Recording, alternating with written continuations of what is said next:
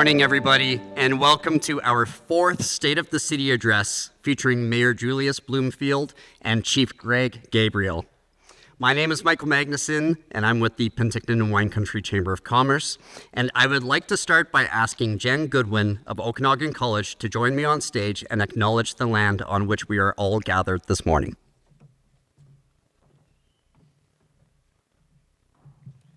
Good morning. It is absolutely wonderful to see you all here at the college. And it's my honor and privilege to acknowledge that we're gathered this morning on the traditional and unceded territory of the Syilx Okanagan peoples. It's our collective and shared honor to be here, and we just really appreciate the stewardship and the mentorship and the guidance of the Penticton Indian Band and the people who have cared for this land since time immemorial. And welcome to Okanagan College on behalf of our leadership team and all of the faculty and employees at the college. We love having you on campus and hope that you'll enjoy the morning and take time to engage with some of our team members and students that you might see in the hallways as you're here as well. Thank you.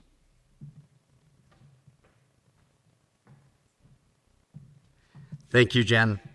And for those managers and business owners that are in the room this morning, I absolutely encourage you to learn about OC Works, which would allow you to connect and incorporate student talent into your workplace. If you have any questions about it, please see Allison, that is at the back, waving. She has all the answers and then some. I would also like to take a moment on behalf of those who got to enjoy breakfast and go up a suit size this morning to give a round of applause to Chef Abdul and his team at the kitchen. I can't believe that this is our fourth State of the City and the final one of this municipal term. On October 17th, all British Columbians will be heading to the polls to elect their mayors and councillors for the next 4 years. So today, we have the opportunity, before election season begins, to look back on what's happened, where we are, and of course, the work that still needs to be done. We are also honored to have with us once again, Chief Gabriel, to speak on behalf of snpink'tn Indian Band. He doesn't have to worry about an election for a couple more years, but learning how our two local governments are working together, the opportunities that exist on both sides of the channel will always provide meaningful insight for us.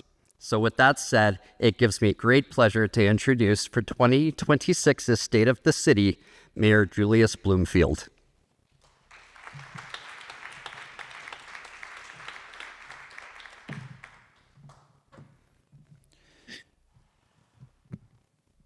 There we go. Thank you, Mike. And good morning, everybody. And thanks to all of you for coming out this morning. For some of us, it's an early start, and for others, it's just a late breakfast. So, and I'll try to keep it, well, actually, I was going to plan on beating Donald Trump's record. So we might be here a while. We should be wrapped up by lunchtime. But and before we get going, I'd like to acknowledge the councillors that are in the room tonight, this morning. Yeah, I need my second cup of coffee. Councillor Shannon Stewart, Councillor Ryan Graham, Councillor Isaac Gilbert, and yeah, it's good to see you here. Thank you.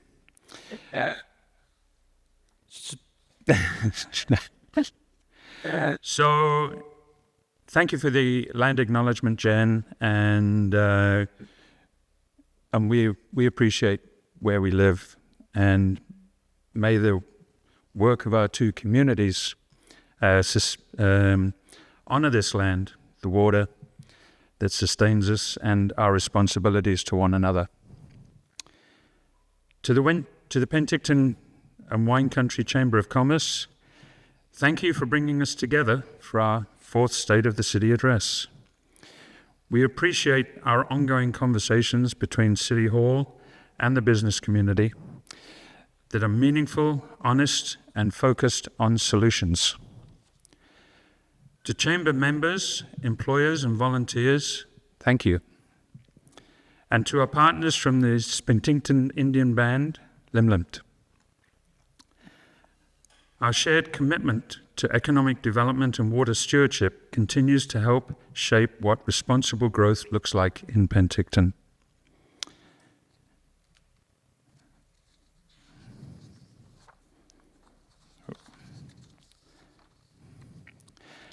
As this is my final State of the City address of this term, I want to reflect on two lessons that have defined not only the past year, but the past 4. First, external pressures and events may evolve, but our commitment to what we can shape and deliver remains unwavering. And second, a lot can change in a year, and a lot has. And when the city changes, it's not a slogan, it's people's lives. It's the new hire who sees a future here, the shop opening on a street that once felt tired, the residents who find stability after crisis, the park that feels safer, the downtown that stays vibrant after 5 p.m. Some of the changes this past year have tested us, and some have lifted us. And national recognition that we have had in Penticton shows that Penticton's livability is shining. And yet at the same time, we feel the pressures of inflation, housing costs, and repeat and prolific crime. We responded to those pressures not with slogans, but with practical steps, investments, partnerships, and plans the public can see. The result is that a lot can change in a year for the good when we decide it will. Public safety is our top priority, and our investments are showing results. To tackle this head-on, we created the Public Safety and Partnership Division at the city, which coordinates all the protective services in the city. Many of you have already worked with them and have seen or felt their impact. This collaboration has already strengthened our ability to support safer, vibrant downtown and industrial areas. We advanced integrated crisis response, bringing mental health professionals to people who need help sooner, reducing strain on first responders. We increased RCMP resources, expanded the community safety unit, continued our camera program, and strengthened our fire department. We have just launched a coordinated intimate partner violence campaign with the RCMP, the School District 67, SOANS, and the Penticton Indian Band to educate, prevent, and support those affected by intimate partner violence. The results of all these actions is that crime has dropped, overdose death rate has dropped, confidence is growing, and while national and provincial policies shape broader challenges, we will always focus on what we can control right here at home. From employers, investors, and industry, we hear 4 consistent needs: predictability, safety and cleanliness, reliable infrastructure, and clear, practical communication. And that is why our multi-year financial plans, detailed public reporting, and open budget deliberations are intentional. Predictability is not just good governance, it's good business. You see what is coming. You can ask questions, and you can plan with confidence. We don't set provincial or federal economic mandates, but we can ensure Penticton is a city that gets the basics right and makes every business confident in their choice to grow here. Now let's talk about housing. Housing remains foundational to a healthy economy. With a slew of major changes in provincial housing legislation, we are aligning local policy to ensure projects move forward responsibly, supported by the infrastructure capacity and neighbourhood fit our residents expect. This past year, we approved a record 488 housing units. We advanced affordable housing partnerships on city-owned land. And BC Builds will break ground on at least one new project this year, increasing much-needed workforce housing to our community. And we continually work with the private sector to ensure our planning process for multifamily developments is one of the fastest in the province. Residents feel the welcome and vibrancy of the city through everyday basics, like our public sports, community amenities, our parks, and even our crosswalks, sidewalks, and utilities. Amenities like the Power Street Childcare Centre, adding 80 new spaces for working families. This centre will open this year. It is why we continue to invest in public spaces with upgrades at Lackawanna Park, seasonal lights downtown, improvements at Riverside Skate Park, and the planning for revitalization of the Esplanade on Okanagan Lake. And then there are the V's. Wait. It's been less than a year since we announced the WHL expansion team, and what a season they've had so far. I think they hold the CHL record for most wins by an expansion team. They've just clinched the BC Division Championships, and they're in the playoffs. Hell of a year. But this is the payoff of investing in sports and recreation, supporting future Olympians and professionals with world-class facilities. But Penticton's identity is more than one-dimensional. We enjoy a vibrant and diverse arts and culture scene. From the local symphony and live music scene, to our youth art street banners and public sculptures, to our public and private art galleries, to our splendid array of live theatres, and our fabulous mix of festivals, our community is rich in creativity. Our cultural diversity is shaped by events like the One World, the Powwow, the Sake, the Scottish Festival, and a whole bunch more. They bring us together in an appreciation of where we are, where we came from, and how we can live together in harmony in this beautiful valley. Safe, housed, and vibrant. These are three words that are the foundation of a thriving city. Strong cities aren't accidents. They're built on good planning, reliable infrastructure, responsible finance, and strong partnerships. And with the Chamber of Commerce and other associations, we stay connected to the day-to-day realities of local business. With the Penticton Indian Band, we honour shared responsibility, especially around economic development and water stewardship. With agencies, non-profits, and service providers, we coordinate practical frontline solutions to keep our city vibrant. Partnerships is not a tactic, it's a value, and it is one of Penticton's greatest strengths. And as I close my term as mayor, or this term as mayor, there are commitments my council is carrying forward in 2026. We will continue strengthening safety through balanced enforcement, prevention, partnerships, and modern tools. We will continue aligning local housing policy with provincial frameworks and facilitating responsible development at the pace our community needs, ensuring water, sewer, transportation, and community amenities keep up with growth.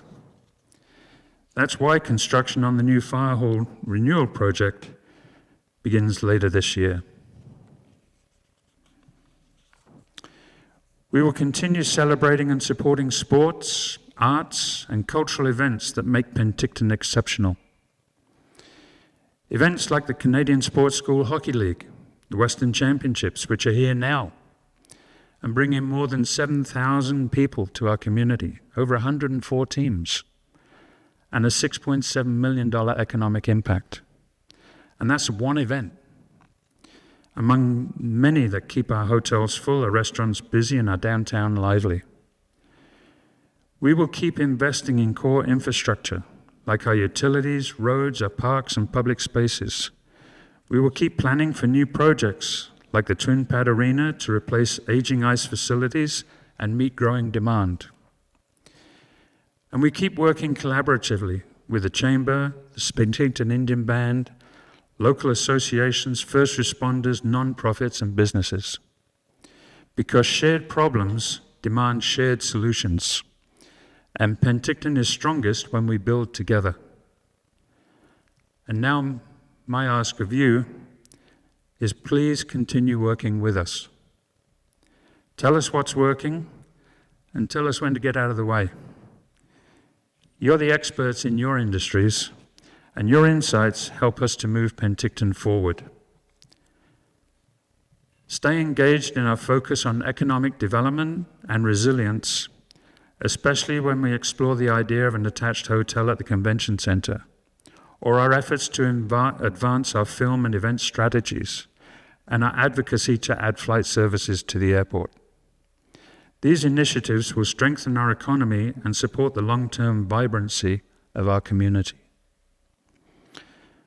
A vibrant and healthy city is a safe city, and a safe city is one where generations can continue to live, work, and play. I'll leave you with 3 images. A shop owner on Main Street who keeps hiring young people because their business is now open year-round. A first responder finishing a shift knowing that they prevented something we will never read about. And a family in the park at dusk with the lights warm, pathways clear, feeling that they chose a great place to raise children. A lot can change in a year. Businesses and industry can grow, neighborhoods can feel safer, partnerships can deepen, and hope can become habit. And in 4 years, an even deeper trust can emerge if we continue to choose to build together. So thank you for the honor of serving as your mayor. Thank you for your courage, your compassion, and your candor. And thank you for believing in Penticton and each other. Thank you.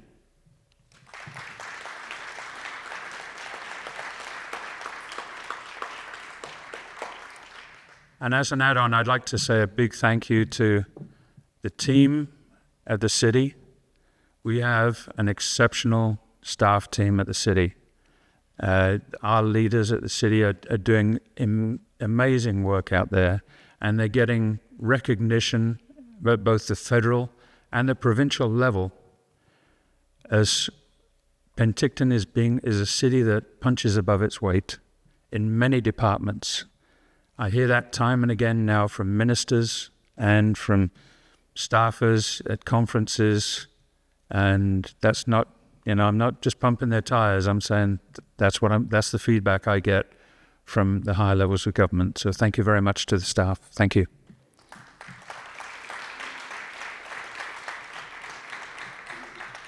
And now I'd like to invite Chief Greg Gabriel up for his address to all of us. Thank you.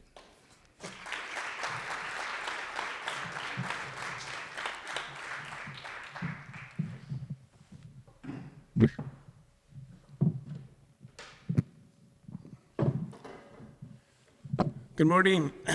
I'll leave that alone. Thank you for inviting me to this annual event to speak a little bit about our community, the snpink'tn Indian Band, and so you know, if the mayor is on his final term for this term, final year, I want you to understand that the mayor and we enjoy a good, close working relationship. And that in itself makes a huge difference for you, the people that we serve and work for. I also want to thank you for the land acknowledgement. And I just want to, maybe put some ease to when people come up and do land acknowledgements. I'm not here to say, we own everything. I think our relationships, as Mayor touched on, is so critical and so important in everything that we do. Right now, some snpink'tn band, I want to touch on a couple of accomplishments and successes that we've had over the past year and a half. One, and it's all related to building relationships and partnerships. You see the new amazing Skaha Lake intersection. That in itself took a number of years to get complete. But I think you can all agree that that intersection and the amazing way it was designed will help save lives. The other one that I want to bring to mind is, and again, partnerships and the support of the city of Penticton, is the new fish passage at Okanagan Lake Dam. That in itself was historical. The dam itself was built many years ago. That actually stopped salmon from its regular migratory route to the rest of the headwaters. With the support of the city and different, the Okanagan Nation Alliance, that in itself is an amazing accomplishment because it's there for all of us and future generations. Right now, our community, we just finished the design for a 24-lot subdivision for accommodate 24 new homes. And we also are in the final construction phases before we add on to our Outmust School, which we already outgrew. And that's a good thing because you'll see that our community is also growing. Now, having said all of that, I want to touch on this relationship that the Penticton Indian Band has with the city of Penticton and all of you. When we develop and when we progress, we rely on a lot of your services. We rely on your expertise. The money that we generate to build these developments doesn't sit with the Penticton Indian Band. It goes into the regional economy, to the local economy. We support your businesses. And vice versa. We do have businesses ourselves that we rely on you to support as well. And the relationship that we have between the communities, that's been there for years. And our council, have made a commitment to continue building on that relationship with the city.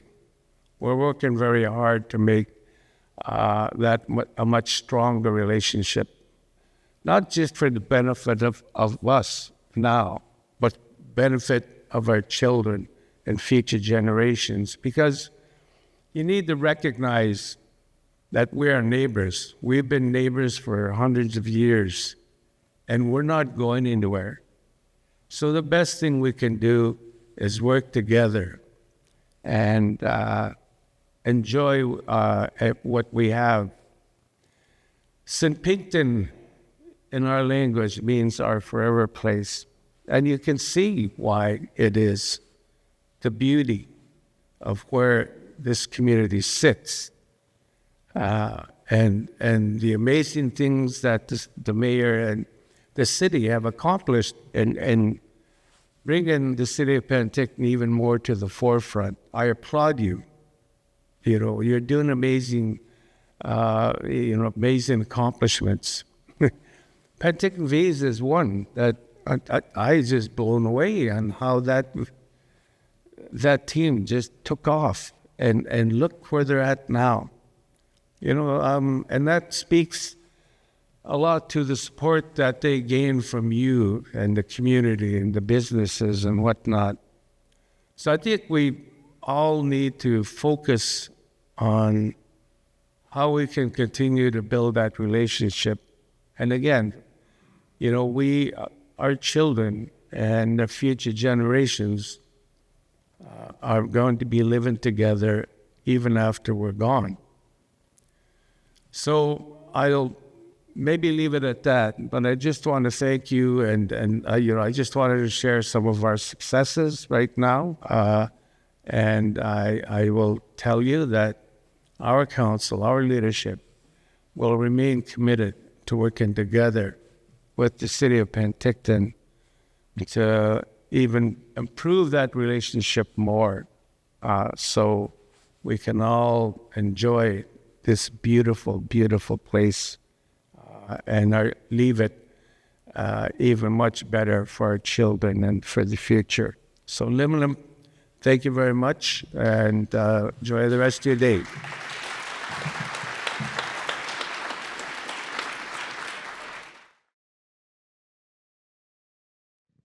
So, this is 4 years in the bag now, pretty close to being mayor, and 4 years before that as a councillor. What would you say has surprised you the most about serving as mayor over these last 4 years? Surprised? I think it's the level of engagement, and this job is kind of what you make it, right? And if you're a person that gets engaged in all of the issues, it's pretty time consuming. So, I think that you could work a little bit or you could work a lot. But I'm all or nothing kind of guy, and so I tend to get very involved, and so my wife doesn't see too much of me these days. Well, I remember in your first year, we were looking for a new police chief, new fire department chief, a new CAO. So those positions have really solidified, and we've really seen the work come from that. Did having 2 by-elections surprise you? Yeah, well, that's always a surprise. There's been a healthy turnover on council, and but on the plus side of it now, we've got an ex-councillor who's an MLA, and we've got an ex-councillor who's an MP. So, there's pluses to that turmoil. But it's and the changes at the senior staff level at City Hall, or in the supporting services, have been very, very good. They've been. We, like I said earlier, the team that we've got, amazing team. It's a really, and it's a city where when you're in senior management, you have to do the work. You have to get down and you get your hands dirty and do the work. You don't have a whole office full of staff to do all the work for you. This senior management team, they're writing reports. They're up late at night. They're doing the work. So it's, and that shows. Yeah, I would agree. It is a great team, and I know us at the Chamber really enjoy working with them. Chief Gabriel, the City of Penticton and the snpink'tn Indian Band have been working together on a renewed relationship agreement that looks at shared challenges and opportunities and how the city and the band can work together in the future. Can you share a bit about this and how this might guide cooperation between the city and the band moving forward, and what outcomes you hope it will achieve for both communities? We actually had a signed relationship agreement a number of years ago, and it was signed by the chief back then was Stuart Phillip, and actually it was signed by my mother as one of the elders. And we had a look at it, and obviously it's outdated. So we're looking at renewing that relationship agreement. As it is right now, again, I want to reiterate that I do enjoy a good, close working relationship with the mayor. And when I say that, I mean that if there's something that I think we need to sit down and have a discussion on, that I think might cause concerns or raise issues within each community, I will reach out to him and we'll have that discussion. And Cheryl's been very helpful in organizing those meetings. And it's those kinds of connections that we have to maintain, and that would be built into the relationship agreement. In this relationship agreement that we're looking at, it's also going to touch on a lot of the rhetoric and the things that are being flying around the province right now, and it just will, solidify us working together to address these issues. We're no different than any other region, community. We're always going to have differences. We're always going to have challenges, but it's with that communication that we have with one another that makes it easier to educate and deal with issues of common concern. What about on your end, Mayor? How does that look from the city's perspective? Well, if I get a text from Greg, I go, uh-oh. No, seriously. Yeah, it's and that's what it is. It's a text goes backwards and forwards and say, hey, we got to have a coffee, and we go and have a coffee, and and talk about it, talk about the issues, talk about the problems, talk about what we need to talk about, and figure a path forward. It's very, I would say, a fairly casual relationship for a professional relationship, but it's a very good one, very healthy. Part of me wishes that all politicians worked in that manner, but then I would have a lot less to advocate for, which could, hurt my payroll. Moving over to public safety. I know you said, Mayor, that it's been a priority for this council. I would also assume that it's been your biggest challenge. And even going back to when you were a councillor the previous term, I know we had Victory Church and other things that have just tended to snowball. So what would you say over the past 4 years has changed in how the city responds to community safety issues? And what must we begin to do to improve public safety perceptions rather than statistics alone? Because I know we've seen some trends moving in the right direction, but that's not always what people see. So how do we get that reality to become people's reality? Yeah, well, that's you packed a lot into that one. But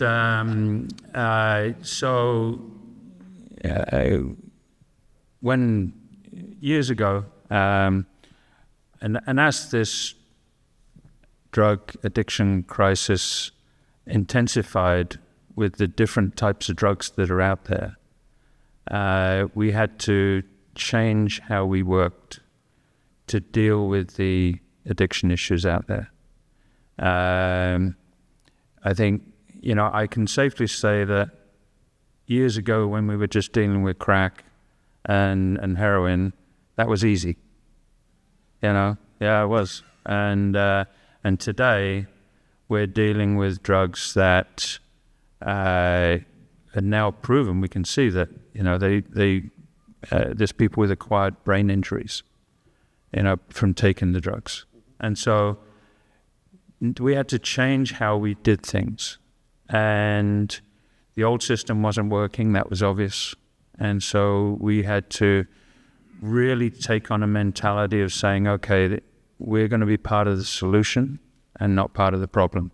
If we sit in our corners and point fingers at other levels of government and say, that's your problem, you fix it, that's that's not going to work. So that was the mentality that, we adopted, or council adopted, was to say, we should be, maybe uncomfortably willing, but willing nonetheless, a willing partner in part of the solution. And so I think that with that in mind, we took that to the regional district and said, hey, you know what, you got a problem as well. Do you want to be part of the solution? And, and they said, sure, in the end. I mean, because they help fund the city's cost to the temporary winter shelter. So, that the regional district have taken on that same attitude as well. And you found joint advocacy in this as well, and share solutions. So how can snpink'tn also help support the city? And we know we have the Fairview encampment, we have the Guardians that go in to do what they can to help. We know there's no quick answer, or else we would have seen it already. So how can your council, your members, help with this crisis that's going on throughout the province? Well, I think we were already involved in working together with the city and Interior Health and helping those that unfortunately are in those states. We have support workers that come into the community, not only for our members that are on the streets or in the campus, but they make connections and develop relationships with mostly all of the people out on the streets. So we're already involved in that and doing that kind of work. And if there's any initiative, we had a press release or event on Wednesday on domestic violence and whatnot. So we work together and support one another in any of those types of issues, especially when, my heart goes out to the children that are impacted by all of this. And we need to pay more attention to it. Yeah, thank you for that insight. Obviously agree 100%. And if we can get mental health addiction services amped up in this province, it could go a long ways for the symptoms that we all see. Looking at housing, Mayor, we know that adding rental inventory to the city is not only beneficial to employers, but also hitting that optimal 3% vacancy rate for the tenants also gives us more options with regard to the short-term rental regulations. We know that we've been performing incredibly well to increase our housing inventory and are now embarking on some much-needed workforce housing thanks to the city providing the land and an investment by BC Builds. Glad we got BC Builds in there before the budget crunch. Now, that said, we only had 12 permits taken out this past year to build single detached homes, which arguably is the most desired type of property for a family. And the year before that, it was only 11. So we've seen apartment development really take off. We've seen the CMHC incentives for rental-only housing really take off.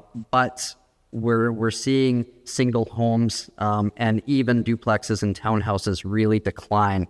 So given your experience as a realtor and now as mayor and a council member, what would you say, looking forward 5 to 10 years, a healthy housing mix will look like for Penticton?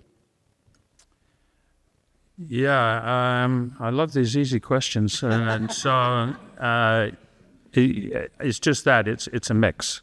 So you need the mix of housing. I mean, first house I ever bought was a little terraced house, underneath the runway 5 at Heathrow Airport.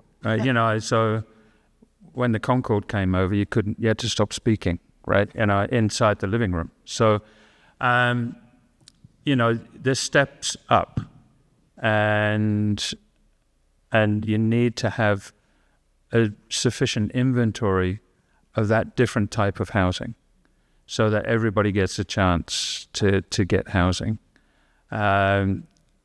I could probably talk for a couple of hours on the history and why we're where we're at today. But the fact is that the market costs of construction outweigh the amount of money that the market will bear for selling a property, so selling a house. So that's simple. The single-family housing that's getting built is mostly custom. Not a lot of spec housing getting built for market. Some infill redevelopment, it makes some sense. Condos, no. They're very, very tough. It's very, very tough market out there for the builders, for the developers.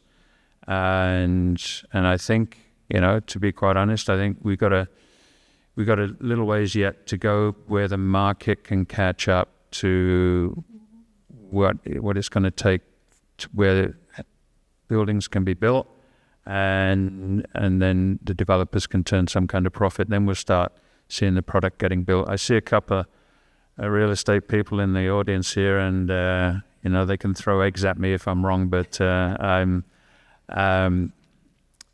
think that that's the free market. You got to let the market balance itself out with a free market. How do we engineer the market? We don't engineer it so much, but we form a base. The base level for market is subsidized rental housing. Subsidized rental housing forms that base, which means that holds down the market rental housing, which in turn holds down the market resale. And so, and that's what has happened over the past 40 years. There hasn't been any significant subsidized rental housing getting built. And so that's one of the problems that we have. And well, hopefully we see a little bit of that foundation get constructed with the Skaha Assembly project this year. But of course, workforce housing on Eckhart is pretty exciting. Speaking of land rights, Chief Gabriel, there's been a lot of public discussion about land rights and legal cases involving First Nations lately, including the Cowichan case, which has created a mix of confusion, concern among private landowners. Now we have the government that's looking at DRIPA and amending that. It feels like a little bit of a Pandora's box when you're looking at the outside, not really involved with these cases. Of course, we also know that it makes for a good story. So whenever there is concern that's generated in the media, people immediately want to read up on that. So while recognizing that each nation's situation is unique, can you help provide some perspective for us on how these kinds of cases are generally understood and how the snpink'tn Indian Band approaches land rights and land settlement discussions? Thank you for that.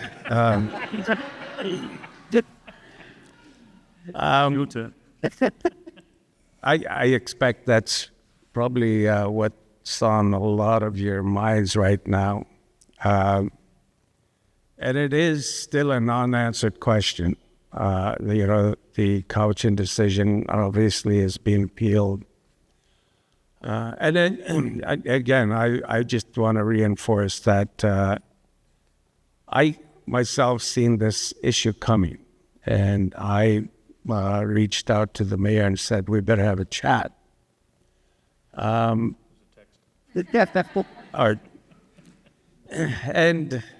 I want to make it clear from my own view and our council's view is we're not after your houses.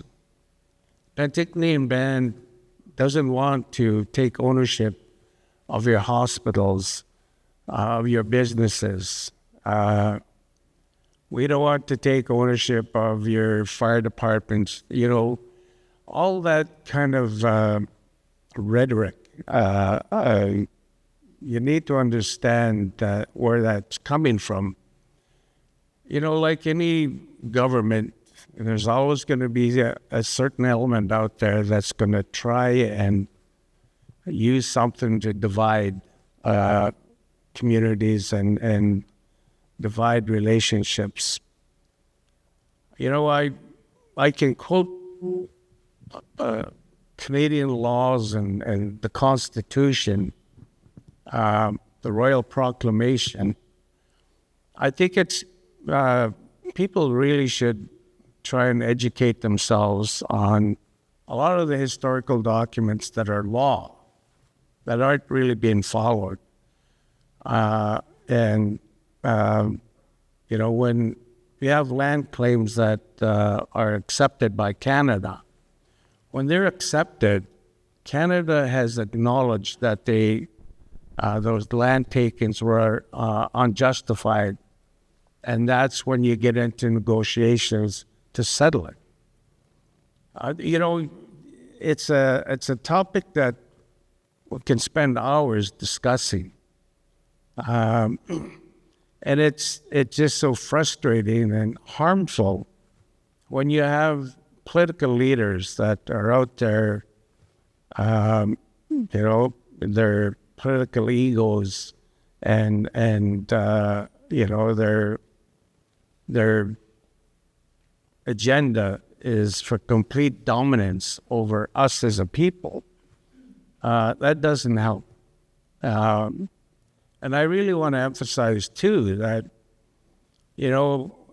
we are going to have challenges, there's no doubt.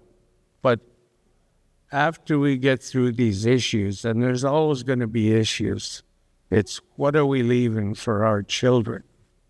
Are we leaving more hate? Are we leaving more divisiveness? Or we're looking at trying to maintain and build on the relationships that we currently have? I know people are going to believe what they want to believe, and that's fine.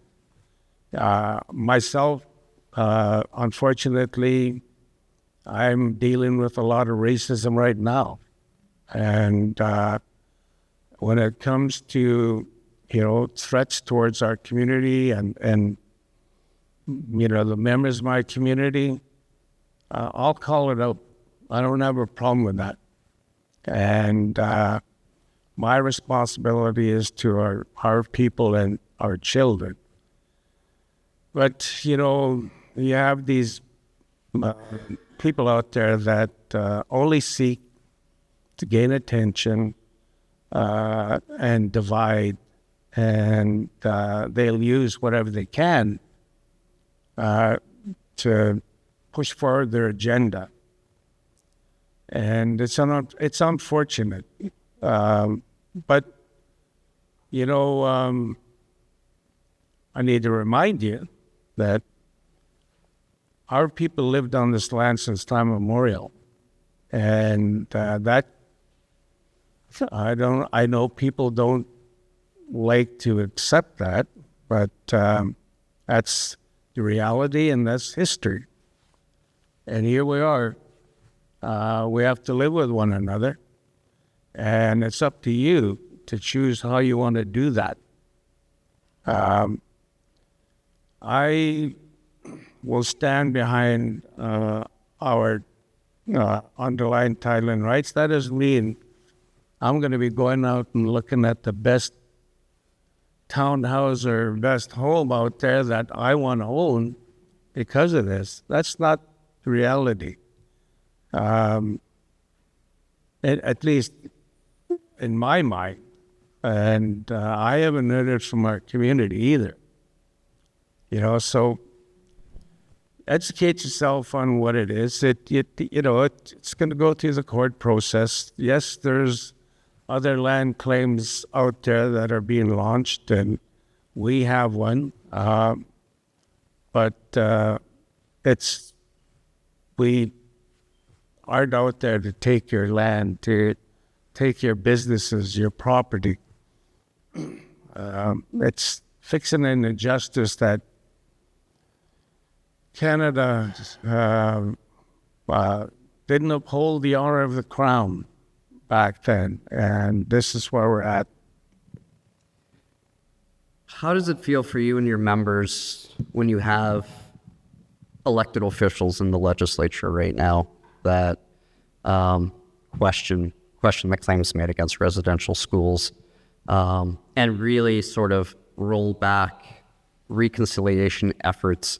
And to add to that, how can we, in our business and civic leadership roles, how can we support respectful dialogue and meaningful reconciliation like we see you and Mayor Bloomfield setting the example for? How can we do that for you?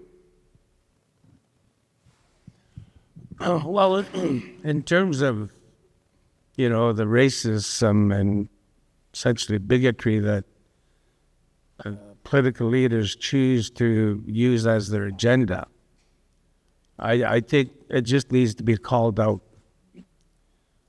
They need to be called out for promoting that hate because it's hurtful. Residential schools did happen. There's no doubt about it. I have family members that were taken from our community and put into these schools. I have friends that came back, totally different people that suffered the pain and agony of that and are no longer with us. But it doesn't help, and elections have consequences. To me, it doesn't matter who gets elected and which party is in control. That fight, excuse me, that fight for our people will continue. It doesn't matter who's in control. There's always going to be that element that wants to take everything away from us and assimilate us into the general mainstream. Right now, it's already happening. We have people sitting in offices in Vancouver or in Ottawa telling us if we're status or not, if we're allowed to claim Indian status. When we want to try and develop, we have to go through a pretty stringent process as well. If we want to lease lands, that decision is not up to us. It's a decision made by Indian Northern Affairs on whether we're allowed to lease lands. So there's a lot of misconception and misinformation that people don't understand and don't see. And again, we could spend hours on this, but I just want to, let you know that we're not out there to take your homes and your businesses. We've lived side by side, for about 100 years now, and we're not going to go anywhere, neither are you. So it's unfortunate that kind of rhetoric is out there, but just, trying to educate yourself on what the issues. Thank you. I'm sure that's not easy to answer. Certainly, I rewrote that question quite a few times, but I think it's important to get out there. I think the majority of people support truth and reconciliation, and I do think that fear is based on mistruths or a warping of the truth. I know Mayor Bloomfield, you were just at the convention center with the Assembly of First Nations, and I think it's important for people to realize that our private landowner rights are not under threat. Our houses aren't under threat. That's not what this is about. Yeah, it's. I'll try and be brief, but when you look at the decisions of the courts, and they're always finding that there was an injustice done. And these are not First Nation courts; these are our courts, right? Saying that there was something wrong done, and the way I, when I'm discussing this with people, and trying to put it like in real estate terms. When you buy a property, you get a fee simple title to the property, and you pay for the property, and the person who's selling you the property, they give up all their rights and title to the property, and that happens right through history, all through the sales of that property, right to the start of when that first title happened. That first title that was formed by the settlers in this province, in this country. But here in BC, where is the agreement between the First Nations that the territory was on to form that, for the settlers to form that first title? There isn't one, because most of the BC doesn't have treaties. So the foundation is, okay, that first title was formed without any official agreement, and that's the problem. And so the courts have found mostly in favor of First Nations, time and time again. And so here we are. We've got to deal with it. I think we got to deal with it in an equitable fashion. When I was at the UBCM, there was a big Union of BC Municipalities conference in September. There was a presentation on the Cowichan Tribe decision done by the three lawyers, or two lawyers that were in the case, the lawyer for Cowichan, a lawyer for a respondent, and then another lawyer who specialized in First Nation issues. And that's on YouTube. Cowichan Decision UBCM. You can watch it. It's 2 hours long. Get your popcorn out. But it does explain that decision and how it came about. And that was very soon after the decision. Since then, the Cowichan tribe have issued a statement saying they're not going after private property rights. Same with the Musqueam. The Musqueam, after their decision in Vancouver, they're saying we're not going after private properties. So there is not an intent, by these statements, after these decisions, the bands are saying, it's not our intent to take private property. But there is a discussion that we have to have about government-owned land, Crown land, what the responsibilities are of the federal, provincial governments towards First Nations in talking about the future of how those lands are managed. Yeah, I don't know where we're going to be going with this issue of DRIPA and UNDRIP, but I'm always looking ahead. In particular, what would be the worst case scenario, and how do we prepare for that? How do we look and talk with one another, and how we move forward on however that comes out? Truth and reconciliation, that was a big speaking point a number of years ago by a lot of politicians, that they were fully behind it and seeking to reconcile. Each ministry within the provincial legislature has a mandate letter that speaks to reconciliation. But that's all gone quiet now. Again, because of decisions, now everybody's in a panic about what's going to happen to their lands and whatnot. So, in terms of looking ahead, if it's the worst case scenario, what do we do? And my thoughts on it is that we just need to continue with the relationship and working together, and look at ways to move ahead with, and the best way we can the worst case scenario decision. My fear is I don't want to go back to where we were a number of years ago, where there's a lot of confrontation. We don't need that. Our children don't need to live with that. So, again, I'm always in touch with leadership of the city. And it's a good thing because, as I mentioned, we're always going to have issues of common concern.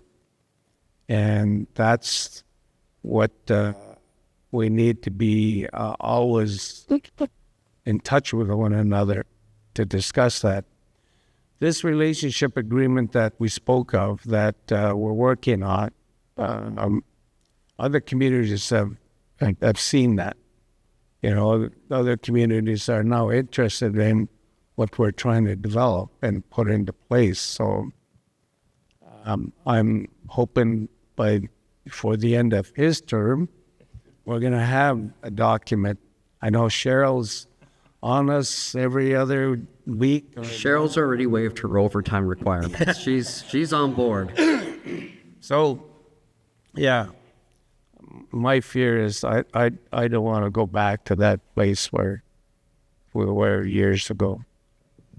No, I don't think any of us do. So, I respect what you're saying. On to something that's probably a little more uplifting. We can all agree on is a strong economy. After all, it's chamber events, so I would be remiss if I didn't bring it up.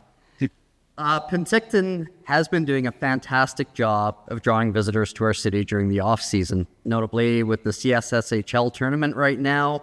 The Vs and the WHL playoffs is happening in the shoulder season. That's going to be a great boost for us. $98 million in economic activity generated from conferences and conventions. That's back in 2024. 2025's numbers could be even higher. City Council has now approved an engagement strategy around making protected land beside the PTCC available for attaching a hotel and continuing work on attracting more flights in and out of YYF. So a lot has been done. So given that, Mayor Bloomfield, what sectors do you believe hold the greatest potential now for growth in Penticton? What sectors of business or what sectors are bringing in visitors? I would say what sectors of business? Business, okay.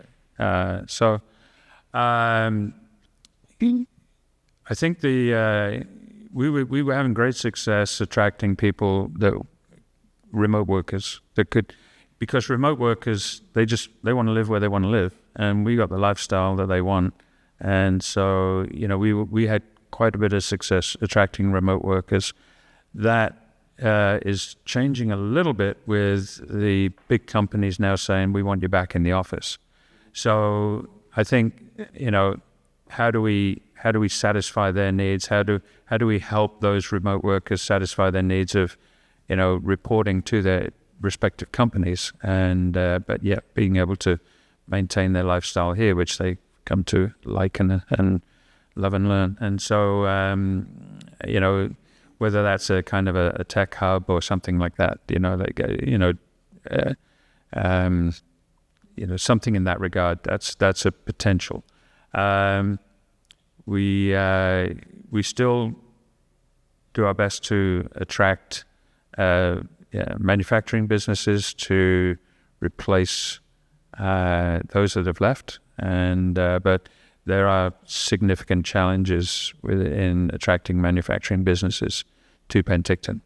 But that doesn't mean to say we don't try. We do try, and we keep trying. The events and the visitors to Penticton, the more people we have coming here on conventions, the more people we get back here as tourists, and then they eventually come to live here. I can say that the Chief of the Assembly of First Nations for Canada was she came here and she looked at Penticton. She said, "I'm coming back for a vacation. I'm bringing the family." So it does work. how do we keep that alive? How do we keep it growing? Keeping the quality of the conventions here is important. You know, making sure that we got a broad range of associations and that want to come here on conventions, and for that we need facilities. I was talking to some staff that were, well, not city staff, but you know, some folks that were doing promotional work recently in Toronto at a fair there in Toronto, and they said, you know, first questions asked by these associations is there an attached hotel to your conference, and that's an item on a checklist for these associations and these businesses, and if there's no attached hotel, then you know you lose about 30% of your applications right there. So that's why we're having a discussion about attached hotel, to broaden and deepen the audience that we have for conventions. And like I say, the more people that we get here on conventions from around the country, the more businesses we could get here, the more people we get coming in. With the attached hotel to the PTCC, the initial responses that we're getting, unsurprisingly, is that we still don't do away with the park. They want the park. Now, what form that park takes, should that be a ball diamond, or should that be a park for everybody for all times of the day? But the important thing is that there is a park there. And with the growing densification in that area, there needs to be a park there. Nobody's talking about doing away with the park. So, that's a pretty clear message that we're receiving, and we hear it.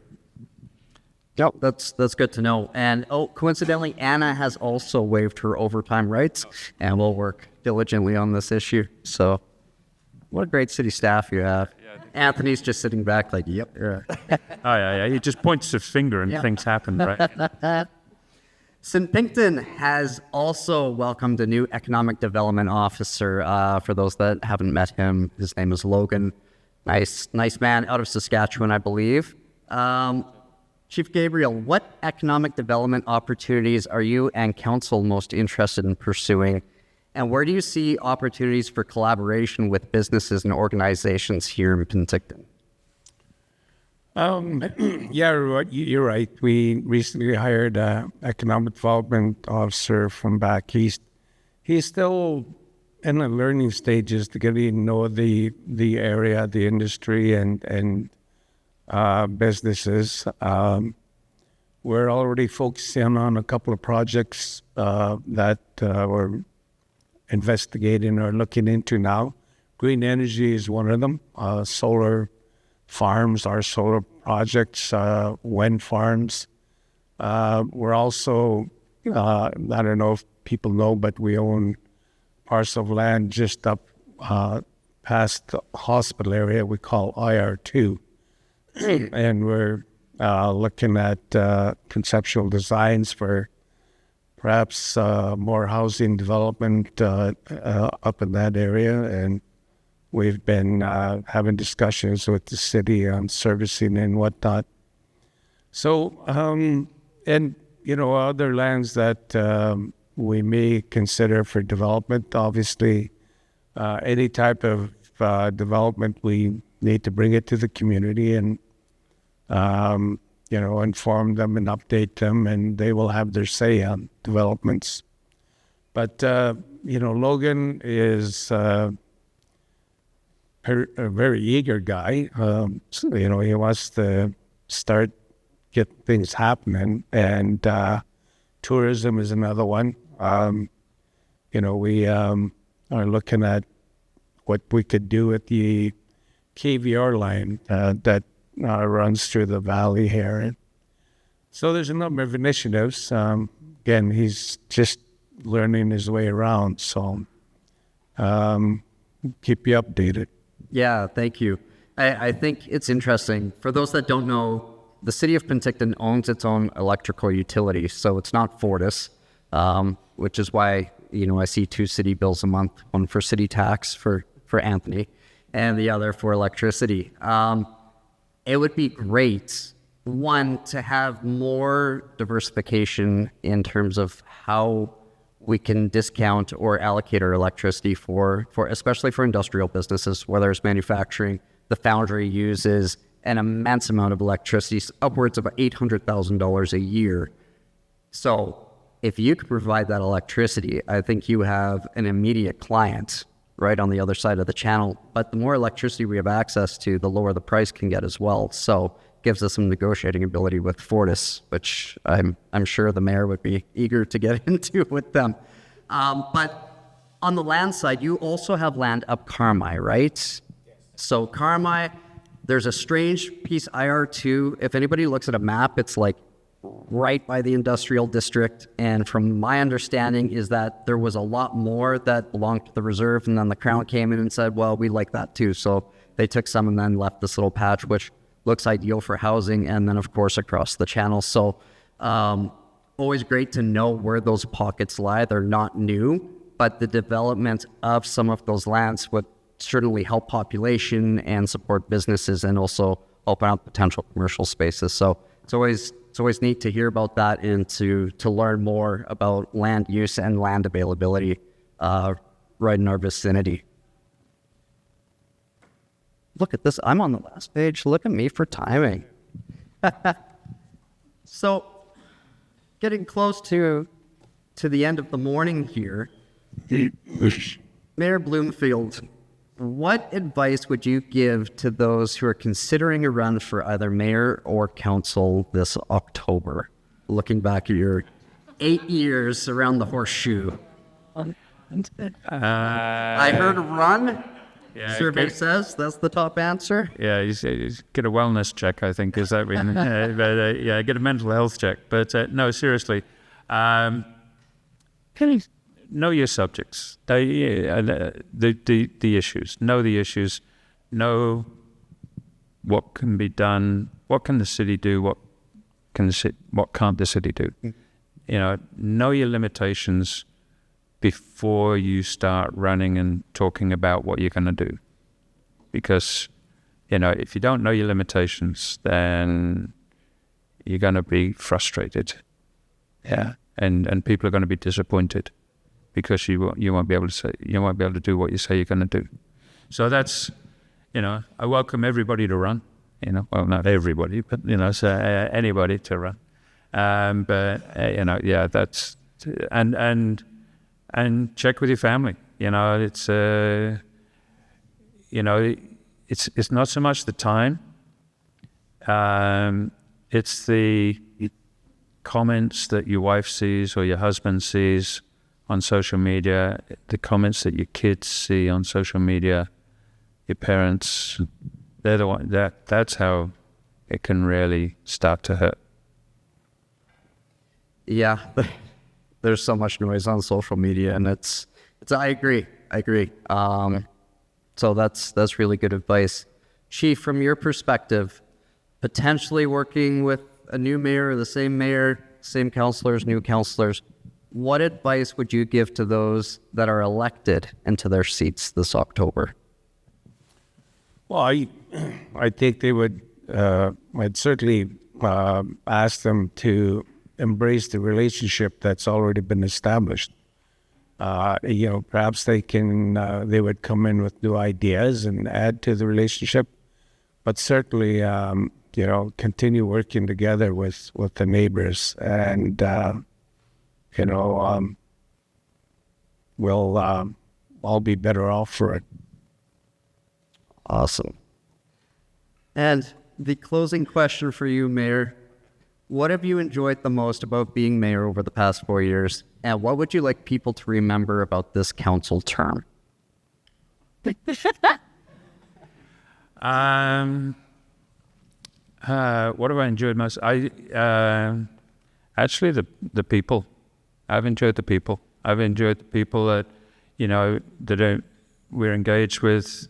I enjoy the people that are out there working in the community, whether it be in the private sector or the public sector, working towards building a better community.